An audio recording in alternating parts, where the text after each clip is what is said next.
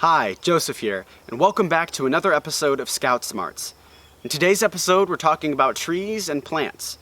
Now, plants are just about everywhere, whether it's grass on the sidewalk, trees in a park, or flowers in a pot. There are hundreds of thousands, maybe even millions of different kinds of plants in the world. Many of these plants have been discovered and given names, and scientists have studied them so that we know what they do. Plants are important no matter what kind of a plant it is because all plants release oxygen into the atmosphere, which humans and animals need to survive. Now, to just about everybody, pretty much all plants and trees look exactly the same. But if you know how to identify some common trees and plants, it can be fun, and in some cases can even save you from getting hurt. Today we're going to learn about some basic kinds of trees and plants, as well as what they're used for and whether or not they're harmful. After watching this video, you might even be able to identify some trees or some plants outside where you live. Now let's get started. Hello, my name is Nick Johnson, and I'm a Boy Scout from Troop 19, and today we're going to be talking about trees and plants and how to identify them. Our first step is trees. Trees are the biggest plants in the world. They're also very, very old. They can be thousands and thousands of years old. One way you can identify trees are their leaves.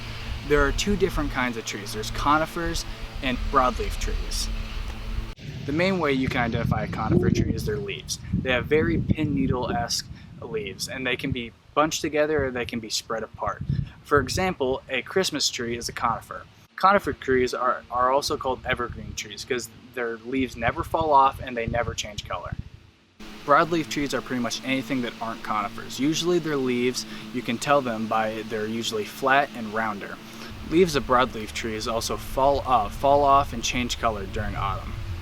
If you want to identify trees, one way is to look at their leaves. Look at their shape, their color, and the way they're built. Another useful way is the internet. You can look at guidebooks and other information on the internet to identify a tree. Now we're going to be using what we learned today and identify a tree. As you can see, these leaves are round and flat, which means that's a telltale sign for it to be a broadleaf tree. But also these leaves are compounded, which means they're all on the stem together. By looking at these factors, you can easily look at a guidebook and see that this is an ash tree. By using this process we taught you and the internet, you can almost identify any tree in North America. In addition to trees, you can use leaves to identify plants. One reason why you want to do that is to see if they are harmful or not to you. Today we'll be looking at mostly harmful plants, so you can stay away from them and be safe. We'll be looking at 3 plants today: poison ivy, poison oak, and poison sumac.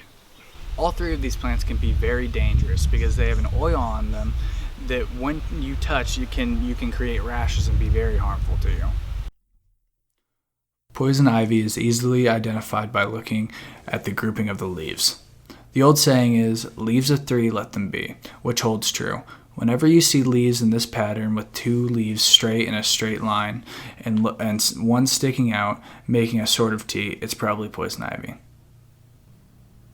Poison oak also is often found having leaves in a group of 3. But unlike poison ivy, there can also be groups of 5 or 7 leaves. Poison oak is called oak because their leaves look very similar to oak trees, longer and with round bumps along the edges, while poison ivy leaves are usually pointed at the end. Poison oak leaves usually have rounded tips. Poison sumac is a bit less common than poison ivy or poison oak, but it's just as important to keep looking for it because it can cause rashes just as bad as the other 2. Its leaves are in long groupings with lots of leaves on each side, and one leaf pointing out at the end of the group. Another easy identifying factor of poison sumac is its red stem. If you do get a rash after being outside in the woods or near a bunch of plants and you think it's from one of these plants, you'll need to do a little bit of first aid to treat the rash. First, as hard as it may be, try not to scratch it. When you scratch the rash, the oil can get on your hands and it can spread through your other body parts if you touch them, as well as other people. Wash your hands really well with soap and water and put some anti-itching lotion on it. It may be helpful covering with a bandage to help you stop itching. If the rash is especially bad, seek professional medical attention as soon as possible.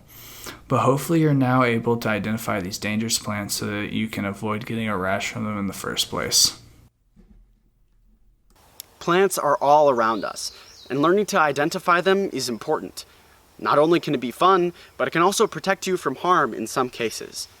Now that you've learned how to identify some basic plants and trees, try identifying some plants and trees outside where you live. You may be surprised at what a big variety of plants and trees that you see every day. Now, that's all for today's episode. Thanks for watching, and we'll see you next time.